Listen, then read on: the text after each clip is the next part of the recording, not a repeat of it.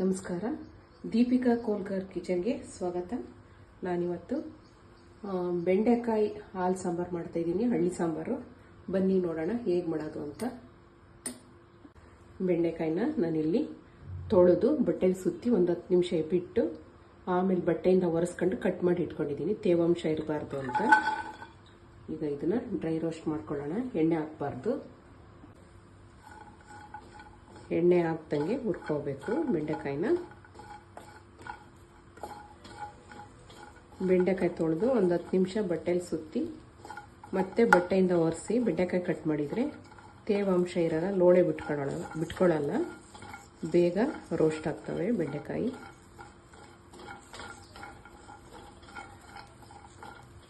ಇದು ಹಳ್ಳಿ ಸಾಂಬಾರು.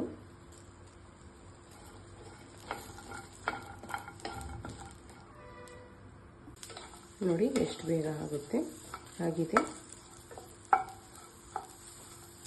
ಈ ಬೆಂಡೆಕಾಯಿ ಸಾಂಬಾರು. ಈ ಹೊಲದಲ್ಲಿ ಕೆಲಸ ಮಾಡ್ಕೊಂಡು ಬಂದ ರೈತರಿಗೆ, ನಾವು ಮನೇಲಿ ಹೊಲದಲ್ಲಿ ಕೆಲಸ ಮಾಡಿ ಬಂದು ಅಡುಗೆ ಮಾಡೋಕ್ಕಾಗಲ್ಲ ಅನ್ನೋ ಟೈಮಲ್ಲಿ ಈ ಥರ ಸಾಂಬಾರುಗಳು ಮಾಡೋರು. ವೆರೈಟಿ ಮಾಡ್ತಾರೆ ಇದರಲ್ಲಿ. ಅದರಲ್ಲಿ ಇದೊಂದು ಬೆಂಡೆಕಾಯಿ ಸಾಂಬಾರು, ಹಾಲು ಸಾರು ಅಂತ. ನೋಡಿ, ಅದೇ ಅವರೇ ಬೆಳೆದಂಥ ತರಕಾರಿ. ಹಾಲು, ಹಸು, ಎಮ್ಮೆ ಎಲ್ಲ ಸಾಕ್ತಿದ್ರು. ಅದರಿಂದ ಒಳ್ಳೆ ಹೆಲ್ತಿಯಾಗಿ ನೋಡಿ, ಬೇಗ ಆಗೋಂಥದ್ದು, ಈಸಿ ಆಗೋಂಥ ಸಾಂಬಾರು, ಹೆಲ್ತಿ ಕೂಡ. ಆ ಥರ ಎಷ್ಟು ಜಾಣರಿದಾರಲ್ಲ ನಮ್ಮ ಪೂರ್ವಿಕರೆಲ್ಲ.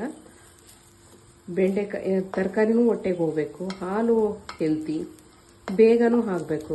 ಆ ಥರ ಅಡುಗೆಗಳ್ನ ಅವರು ಮಾಡ್ಕೊಂಡು ತಿನ್ಕೊಂಡು ಹೆಲ್ತಿಯಾಗಿದ್ದರು. ಹಾಗಾಗಿ ನಾನು ಈಗ ಈ ಬೆಂಡೆಕಾಯಿಯಲ್ಲಿ ಹಾಲು ಸಾಂಬಾರು ತೋರಿಸ್ತಿದ್ದೀನಿ. ಬನ್ನಿ ನೋಡೋಣ. ನೋಡಿ, ಈ ಥರ ಹುರ್ಕೋಬೇಕು ಚೆನ್ನಾಗಿ. ಕೆಂಡದಲ್ಲಿ ಸುಟ್ಟರು ಚೆನ್ನಾಗಿರುತ್ತೆ, ಕೆಂಡ ಇರಲ್ವಲ್ಲ, ಹಾಗಾಗಿ ಹುರ್ಕೊಳ್ತಾ ಇದ್ದೀನಿ. ಆಗಿದೆ ನೋಡಿ. ಈಗ ನನಗೆ ಸಾಂಬಾರಿಗೆ ಹಾಲು ಬೇಕು, ಹಾಗಾಗಿ ನಾನು ಶೇಂಗಾ ಬೀಜದಲ್ಲಿ ತೋರಿಸ್ತಾ ಇದ್ದೀನಿ. ಶೇಂಗಾ ಹಾಲು ತಗೊಳ್ಳೋಣ. ಹಾಲು ಎಲ್ಲರೂ ಇಷ್ಟಪಡಲ್ಲ, ಹಾಗಾಗಿ ಶೇಂಗಾ ಆದರೆ ಎಲ್ಲರೂ ಇಷ್ಟಪಡ್ತಾರಲ್ವ, ಹಾಗಾಗಿ ನಾನು ಶೇಂಗಾದಲ್ಲಿ ತೋರಿಸ್ತಿದ್ದೀನಿ. ಬನ್ನಿ ಹುರ್ಕೊಳ್ಳೋಣ.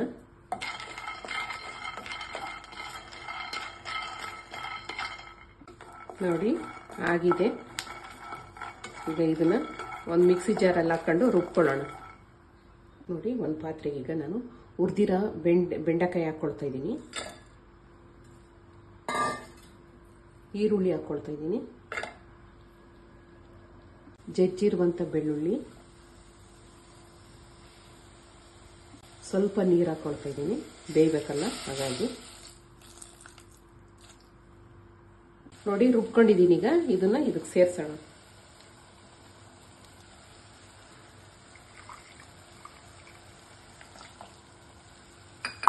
ತುಂಬ ಚೆನ್ನಾಗಿರುತ್ತೆ, ಈ ಥರ ನೀವು ಮಾಡ್ಕೊಳ್ಳಿ. ನೋಡಿ, ಈ ಥರ ಇರುತ್ತೆ. ನೀವು ತೆಳ್ಳಗಾಗುತ್ತೆ ಅಂತ ಅಂದರೆ ಸ್ವಲ್ಪ ಅಕ್ಕಿಟ್ಟು ಸ್ವಲ್ಪ ಕಲಸಿಬಿಟ್ಟು ಹಾಲೆಲ್ಲ ಅಥವಾ ನೀರೆಲ್ಲ ಕಲಸಿ ಇದಕ್ಕೆ ಸೇರಿಸಿದ್ರೆ ಚೆನ್ನಾಗಿರುತ್ತೆ. ಸ್ವಲ್ಪ ಗಟ್ಟಿಯಾಗಿರುತ್ತೆ ಸಾಂಬಾರು, ಮುದ್ದೆಗೆಲ್ಲ ಚೆನ್ನಾಗಿರುತ್ತೆ, ಹೆಲ್ತಿಯಾಗಿರುತ್ತೆ. ರುಚಿಗೆ ತಕ್ಕಷ್ಟು ಉಪ್ಪು ಹಾಕ್ಕೊಳ್ತಾ ಇದ್ದೀನಿ.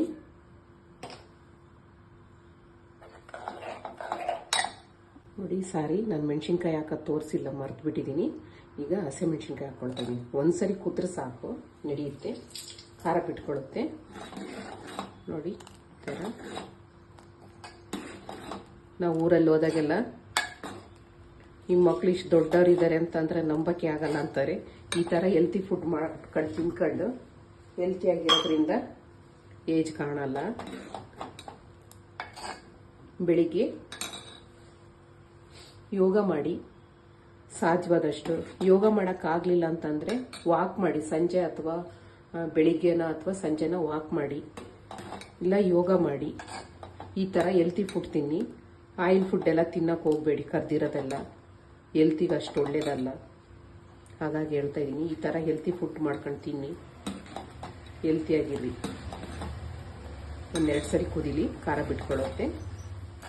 ಇಷ್ಟೇ ಇದು. ನೋಡ್ರಿ ಎಷ್ಟು ಬೇಗ ಆಗುತ್ತೆ. ಒಂದು 5 ನಿಮಿಷ ಹಚ್ಕೊಂಡ್ರೆ, ಎಲ್ಲ ಹಚ್ಚಿಟ್ಕೊಂಡ್ರೆ ಒಂದು 5 ನಿಮಿಷ ಸಾಂಬಾರಾಗೋದು. 5 ನಿಮಿಷದಲ್ಲಿ ಎಲ್ಲ ಮಾಡ್ಕೋಬೋದು ನೋಡ್ರಿ. ಅವಾಗಿನ ಜನ ಎಷ್ಟು ಹೆಲ್ತಿಯಾಗಿ ಎಷ್ಟು ಚೆನ್ನಾಗಿದ್ರು ಅಂದರೆ ಇದಕ್ಕೆ ಹೇಳೋದು. ನೋಡ್ರಿ, ಈ ಥರ ಫುಡ್ ಮಾಡ್ಕೊಂಡು ತಿನ್ಕೊಂಡು ಆರಾಮಾಗಿ ಹೆಲ್ತಿಯಾಗಿದ್ರು. ಆ ಕಾಲದಲ್ಲಿ ಯಾವ ಶುಗರು BP ಏನೂ ಇರಲಿಲ್ಲ. ಹೊಲದಲ್ಲೆಲ್ಲ ಕೆಲಸ ಮಾಡೋರು, ಈ ಥರ ಹೆಲ್ತಿ ಫುಡ್ ಮಾಡ್ಕೊಂಡು ತಿನ್ನೋರು. ಈ ಥರ ಹೆಲ್ತಿಯಾಗಿ ಮಾಡ್ಕೊಂಡು ತಿನ್ನಿ, ಹೆಲ್ತಿಯಾಗಿರೋಣ ಆದಷ್ಟು.